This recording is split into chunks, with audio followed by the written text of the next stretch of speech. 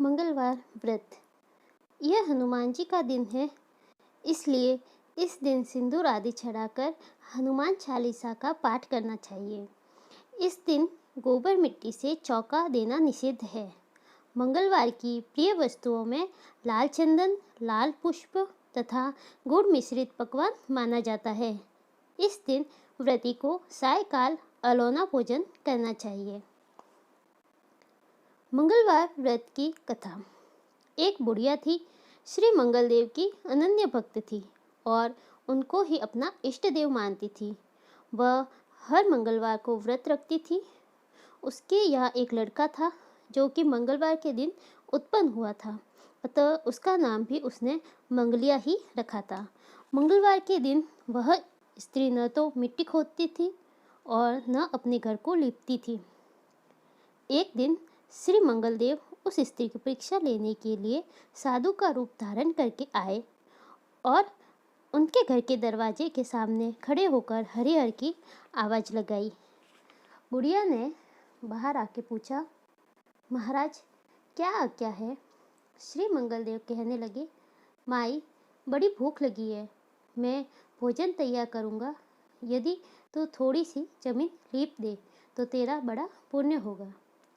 श्री मंगलदेव की बात सुनकर बुढ़िया ने कहा, महाराज जी, आज मैंने मंगलवार का व्रत रखा हुआ है, अतएव मैं चौका नहीं लगाऊंगी। हाँ, आपकी आज्ञा हो तो जल छिड़क सकती हूँ, उस पर आप रसोई तैयार कर लीजिए। साधु वेशधारी श्री मंगलदेव ने उत्तर दिया, माई मैं तो गोबर से लिपे चौक पर ही रसोई करूँगा। वृद्धा बोली, महाराज जमीन लीपने के अतिरिक्त मैं आपकी हर सेवा करने के लिए तैयार हूँ। माई जो कुछ तू कह रही है उसे सोचा भी है या नहीं? देख जो कुछ मैं कहूँ तुझे करना पड़ेगा। वृद्धा ने कहा, महाराज मैं पहले ही निवेदन कर चुकी हूँ कि आज मैं मंगलवार की व्रती हूँ, इसलिए चौका नहीं लगा सकती।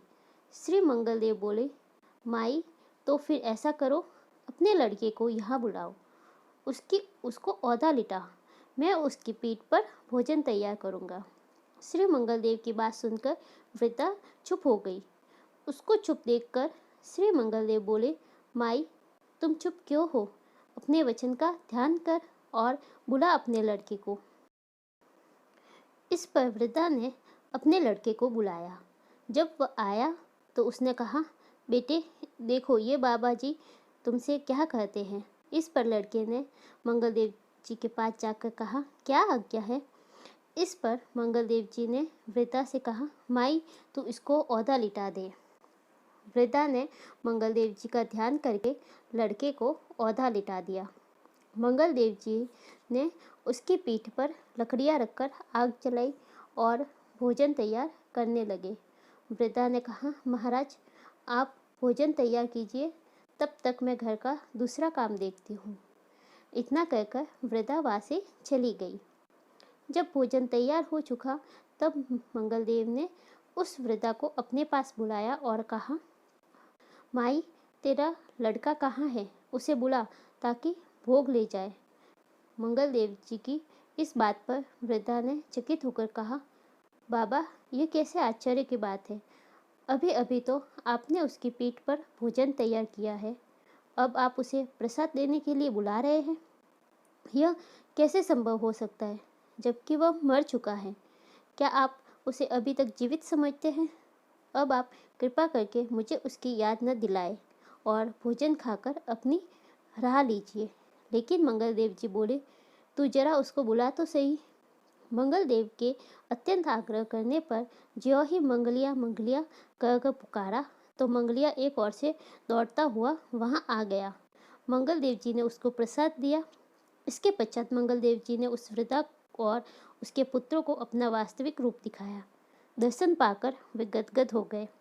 मंगलदेव जी बोले, माई तेरी मुझ में अटल श्रद्धा है, अतः तुमको कभी कोई कष्ट नहीं पहुंचाएगा।